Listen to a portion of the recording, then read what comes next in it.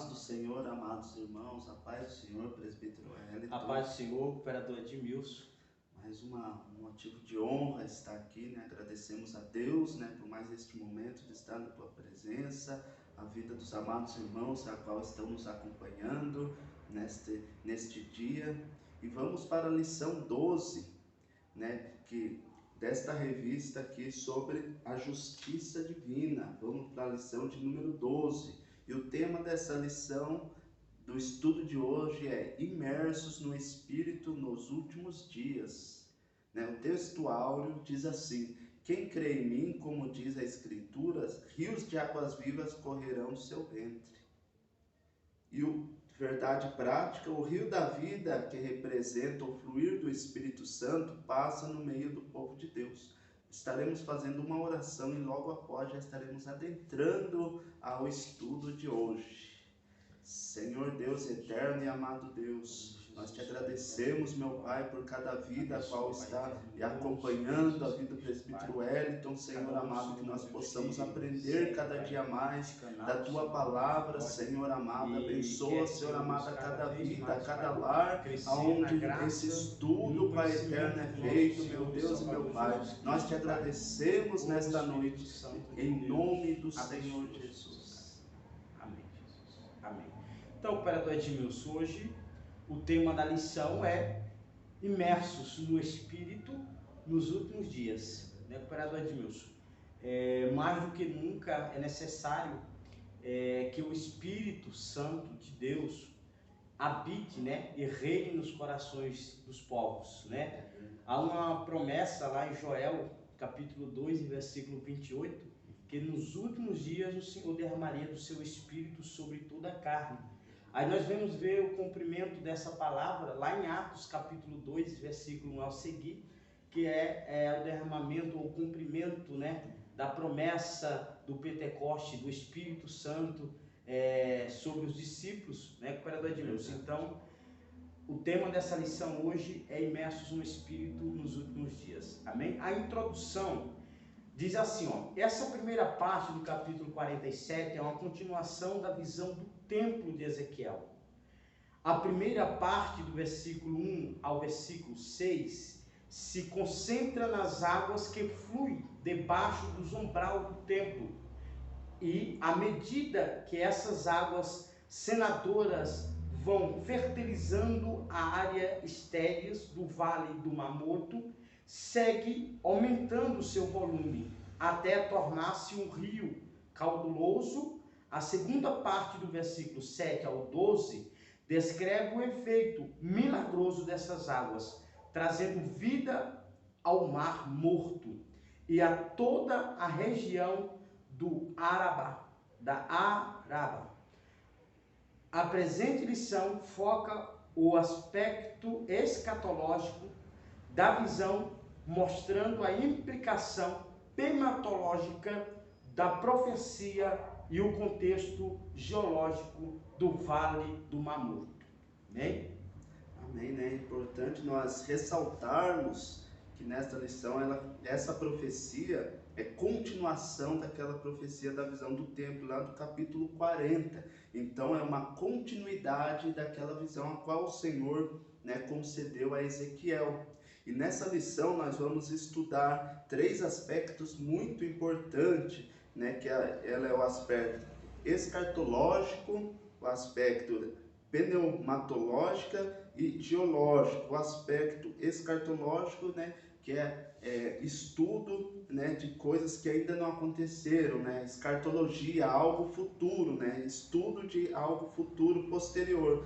Pneumatológica é o estudo do Espírito Santo. E o aspecto geológico, né, o aspecto geográfico, né, como, né, estudando de forma geografia. Então esses três aspectos que nós vamos adentrar e se aprofundar nesta profecia, né? E que a leitura bíblica está lá em Ezequiel capítulo 47, do versículo 1 ao 12, né? Que gostaria que os amados abrissem e lessem ali do versículo 1 ao 12 para, né, ter mais, né, entrar dentro da lição juntamente conosco.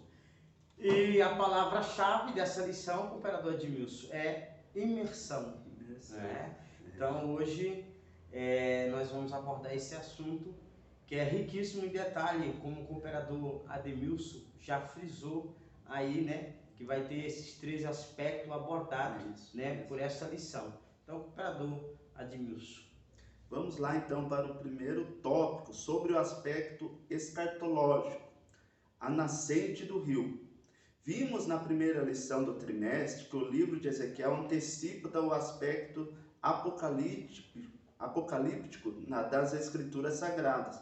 A visão dessa passagem é futurista e literal, e as evidências, tanto internas quanto externas, dão sustentação para uma interpretação escatológica literal. O umbral da casa é uma referência ao templo da visão do profeta.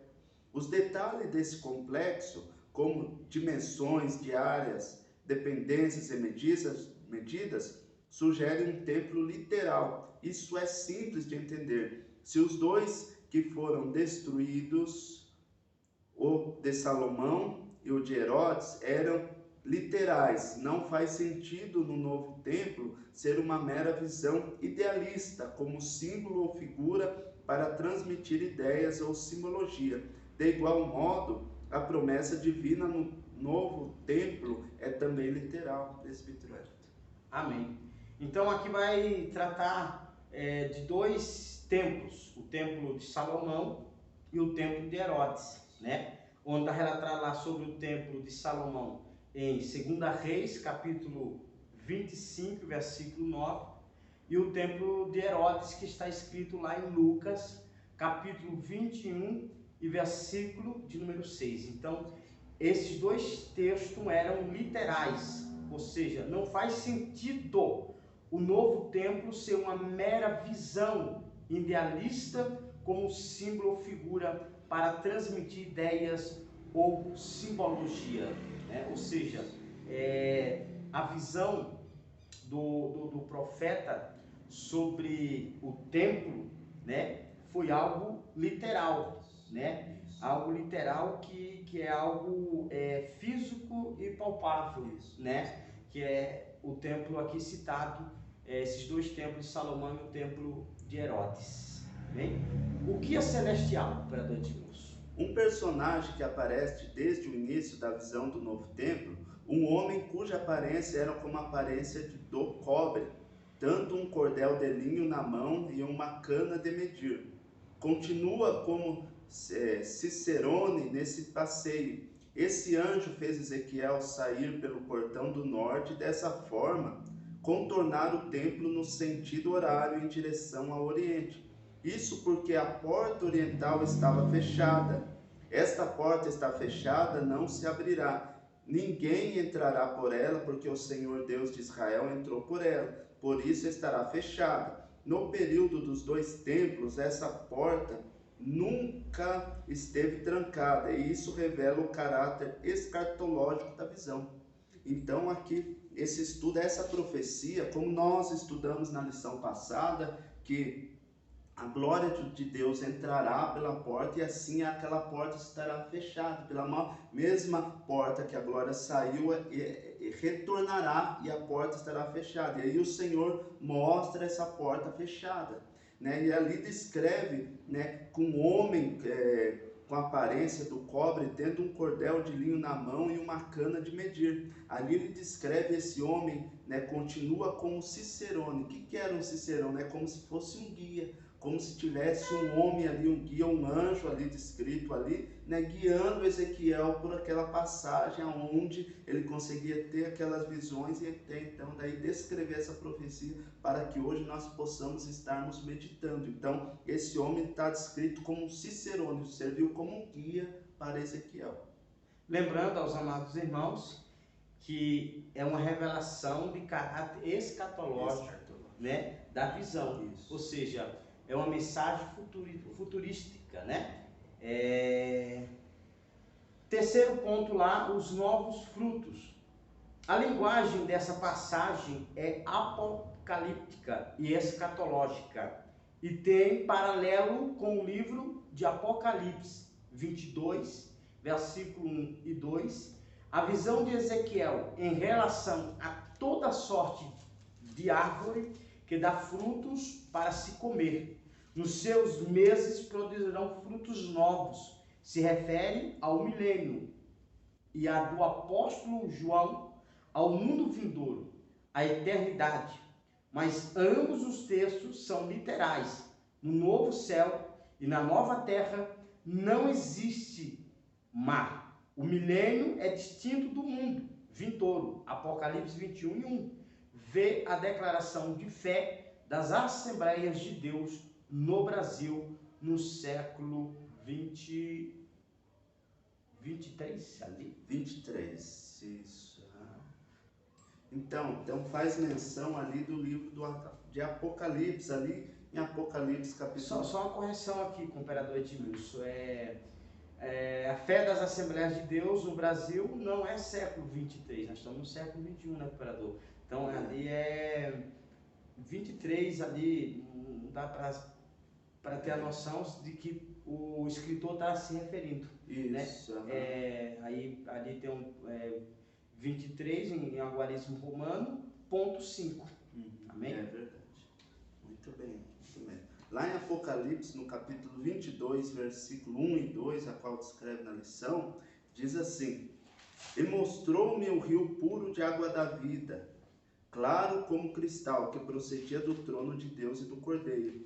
No meio da sua praça, e de uma e de outra banda do rio, estava a árvore da vida, que produz 12 frutos, dando seu fruto de mês em mês, e de folhas da árvore são para a saúde das nações. Ali, né, descreve o seguinte, mas ambos os textos são literais, né, não são no sentido figurado. Então aqui, tanto em Apocalipse 22 como na profecia de Ezequiel, quando se trata de rio, ele está realmente falando do rio mesmo, rio com águas mesmo, né? Em Apocalipse também águas cristalinas, ali também, né? Então está se referindo a águas cristalinas, então é no sentido literal da palavra, não é no sentido figurado, né? Então isso aqui, né, está bem claro para nós, tanto ali em Apocalipse 22, como ali na profecia de Ezequiel, ali capítulo 47. A sinopse 1, o aspecto escatológico leva em conta a literalidade do novo templo. O fechamento da porta do templo é a frutificação das árvores no milênio. Lembrando que o texto que o operador leu aí em Apocalipse, essa árvore vai dar 12 frutos novos. E cada fruto em um mês próprio, né? Ou seja, cada mês um fruto. Isso, né, operador? E que serve de remédio para as nações. Isso mesmo, é verdade. Então nós aprendemos um pouco sobre o aspecto escatológico. Agora nós vamos falar sobre a implicação pneumatológica, que é o estudo do Espírito Santo. Então vamos já para o segundo tópico, as águas. O ser celestial fez Ezequiel passar pelas águas, que ao caminhar o primeiro trecho de 1000 côvados, ou 500 metros, elas se davam pelos tornozelos. 500 metros mais adiante, as águas chegaram aos joelhos, e depois de mais 500 metros, elas já estão nos lombos. 500 metros mais além, essas águas já haviam se tornado num ribeiro, e o profeta agora tinha que nadar. Ele atravessou o ribeiro nadando, mas depois de ser celestial, trouxe o profeta de volta para a margem do ribeiro. Qual o propósito disso? Era necessário que Ezequiel visse a extensão e a profundidade do ribeiro para conhecer a fonte de todos os milagres. Essa experiência da imersão do profeta nas águas tem implicações teológicas profundas, presbítero. Mistério, tremendo. Né? Veja que o profeta Ezequiel, ele passa pelas águas, né? No primeiro trecho, é muito engraçado que no primeiro trecho, ele caminha 1000 côvados, né? Mas depois ele vai de 500 em 500 metros. A Bíblia diz que as águas chegam aos umbrais, né? Aos ombros de Ezequiel, ao ponto que o operador dele não conseguir mais andar, né? Ele não conseguir mais andar, e daí o texto diz que as águas já haviam tomado tornado num ribeiro, e o profeta agora tinha que nadar, né? Nadar. Aqui, cooperador Edmilson, nós podemos extrair muitas lições aqui desse texto aqui, sabe? Porque o Espírito Santo de Deus, ele faz dentro de nós sermos cheios da essência de Deus. De Deus. Então, o Espírito Santo não quer que nós fiquem só nas águas rasas, mas ele quer nos levar nas águas profundas, ao ponto de nós não conseguirmos mais andar e nadar no Espírito, né? Então, uma lição riquíssima em detalhes, né? Fundamental para os nossos dias atuais, onde a banalização do Evangelho tem sido grande, cooperador, e parece que o Espírito Santo não está tendo mais a liberdade de habitar nos corações, né? Apesar de que nós estamos falando aqui de um texto escatológico de Ezequiel para o novo templo, né? Para um novo milênio, uma nova era com Cristo, né? Mas o Espírito Santo tem que ter o seu espaço para agir dentro do coração e na vida das pessoas, né, cooperador? E é engraçado que o escritor termina esse texto dizendo assim, olha, que o profeta nas águas tem uma implicação teológica profundíssima. E daí, para nós entender melhor, vamos ler lá João, Evangelho de Jesus Cristo, segundo escreveu João, capítulo 7 e versículo 37, cooperador Edmilson, por favor. E no último dia, o grande dia da festa, Jesus pôs-se em pé e clamou, dizendo: se alguém ter sede, que venha a mim e beba. E o 38 diz assim, ó: quem crê em mim, como diz as Escrituras, rio de águas vivas correrão do seu ventre. Glória a Deus. E o 39, cooperador? O 39 diz assim: é isso. Disse ele do Espírito, que haviam de receber os que neles crescem, porque o Espírito Santo ainda não fora dado, por ainda Jesus não ter sido glorificado. Aí, Jesus, viu só? Quer dizer, nós estamos falando aqui de um texto escatológico e que está voltado para a nação de Israel, né? A nação de Israel. O Espírito Santo lá, segundo ponto lá para o Edmilson. A imersão, o Espírito Santo, a imersão de Ezequiel nessas águas pode ser comparada ao crente cheio do Espírito Santo, visto que a água é um dos símbolos do Espírito. Os símbolos do Espírito Santo são reflexo das suas múltiplas operações. O próprio Jesus referiu ao Espírito ao falar sobre o Espírito Santo no discurso de João 37 e 39, a qual nós lemos. O Espírito Santo é ilustrado como água, pois assim como a água é indispensável à vida física de qualquer ser vivo, da mesma maneira o Espírito é indispensável à vida do crente. A água refresca, refrigera e dá uma sensação de tranquilidade e bem-estar. É isto que o Espírito Santo realiza na vida do crente. Ademais, não podemos esquecer que o Senhor Jesus é a fonte da água viva. Jesus é a fonte da água viva, né? Pode, por favor. Ele menciona, né, que aquele que tiver sede ia até ele, né? E daí a água purifica, limpa, restaura, refrigera, né? Então, né, aqui menciona sobre o Espírito Santo, e quando Ezequiel vê naquela água que não dá nos pés dele, que ele tem que nadar, ele vê a imensão de água, a qual, né, para ele fica muito difícil, né? Que ele vê a grandeza do Senhor, né, que é incalculável ao homem saber a grandeza do Senhor. Verdade. E é interessante para Edmilson nós fizer esse ponto aqui, ó, esse ponto. Ó. O Espírito Santo, ele é ilustrado como a água, pois assim como a água é indispensável à vida física de qualquer ser vivo, da mesma maneira, o Espírito Santo também é indispensável na vida do crente. Tremendo, né, cooperador? É o terceiro tópico lá, imersos nas águas e no Espírito. O Espírito Santo é a terceira pessoa da Trindade, ou seja, é uma pessoa. Como ele pode ser uma pessoa e os crentes serem cheios dele? todos foram cheios do Espírito Santo, em Atos 2:4. Ser cheio do Espírito Santo é uma expressão que indica estar o cristão nos domínios do Espírito. Isto está bem ilustrado na visão de Ezequiel, inundando nas águas sanadoras que brotam do templo de Deus. Glória, aleluia, tremendo. O auxílio teológico lá, eu gostaria de estar lendo aquele auxílio teológico, porque isso enriquece muito o nosso conhecimento, né? A repartição da terra, que começou a ser descrita em 45, 1 ao 8, continua em 47, 13, 48, 35.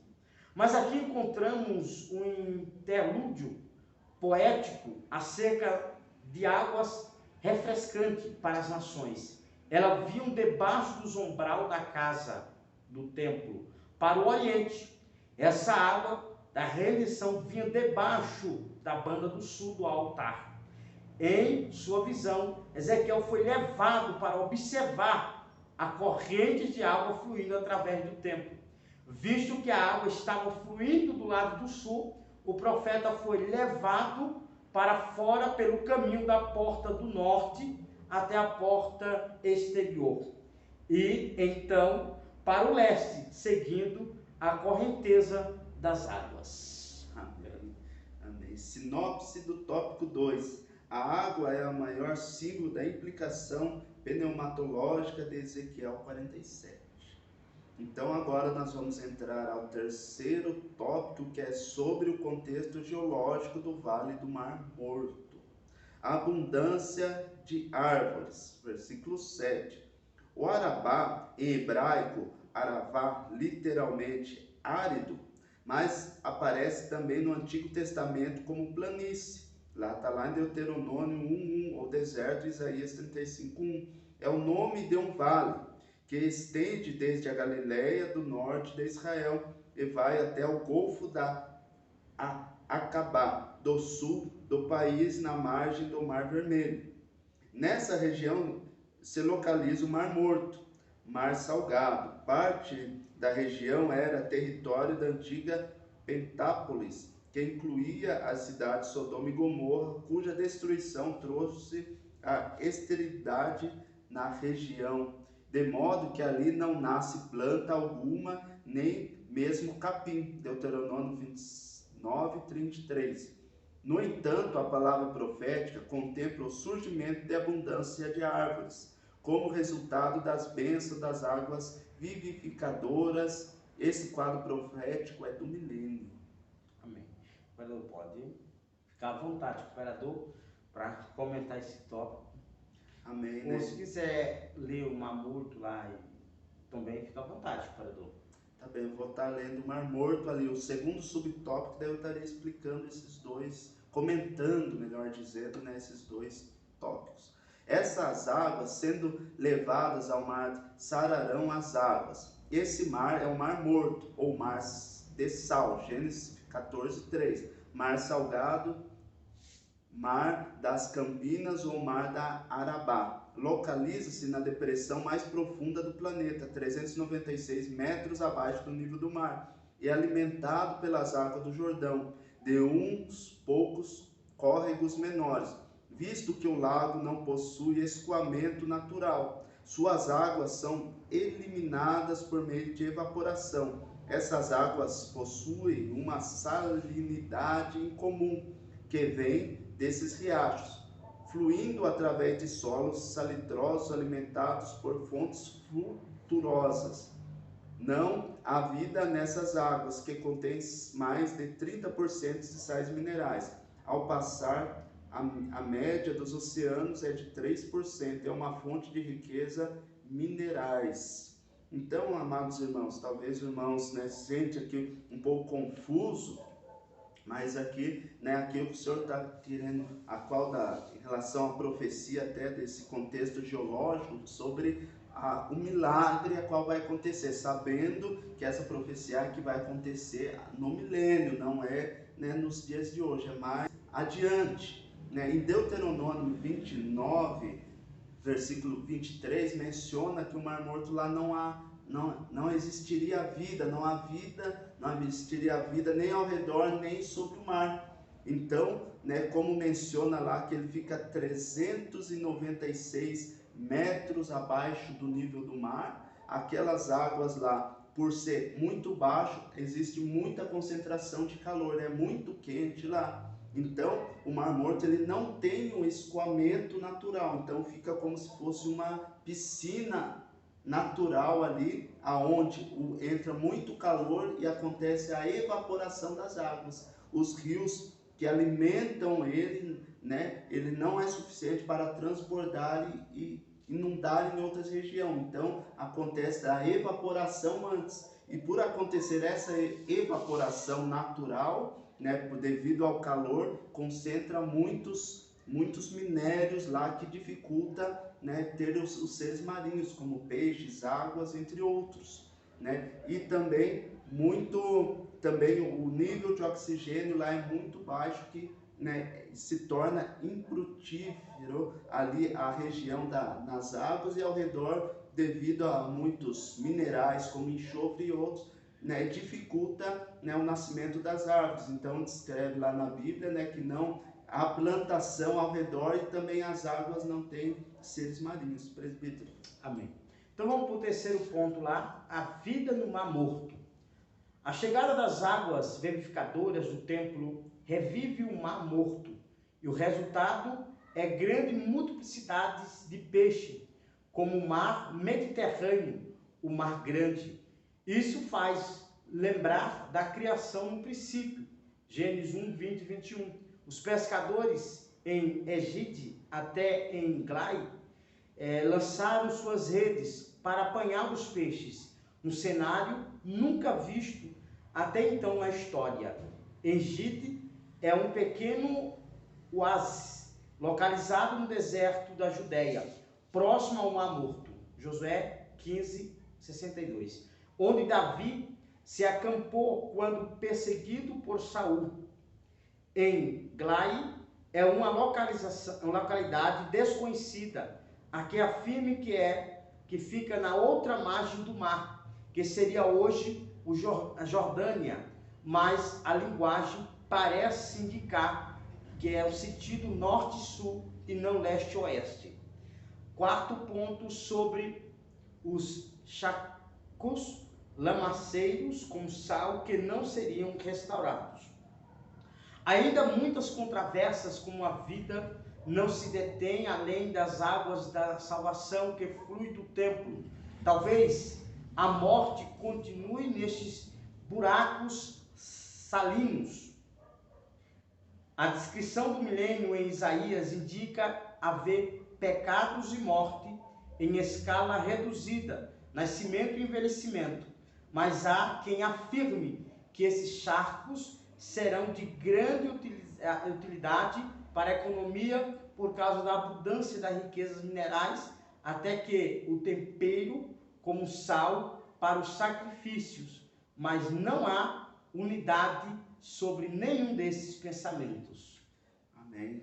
Aqui na revista, o escritor escreveu assim: a chegada das águas vivificadoras do templo revive o Mar Morto. Igual nós havíamos comentado que não tem ser marinho, não tem árvore. Por quê? Por causa dos minérios e também por falta de oxigênio. Mas aqui descreve que no futuro, aquela água que vai correr pelo templo lá vai chegar ao Mar Morto, é água vivificadora, que vai transformar aonde não tinha vida, vai começar a ter vida. Aonde não tinha, né, não tinha plantação, não tinha árvore, não tinha vegetação, começará a ter plantação. Por quê? Porque a água vivificadora entrará. É assim na nossa vida. A água, a pessoa que acha que não tem mais solução, que é a água da vida, né, vai entrar e vai fluir, que vai ter vida. Jesus mesmo descreve isso, que eu vim para que tivesse vida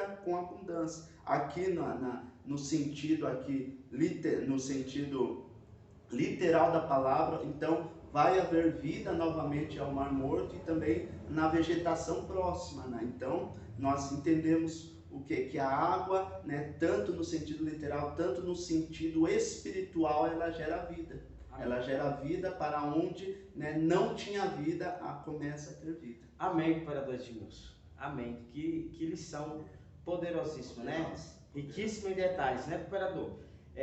A sinopse lá do terceiro diz a abundância de árvore, como a de bênção das águas purificadoras na região do Mar Morto, é a prova das novas realidades de milenial, tá? Amém?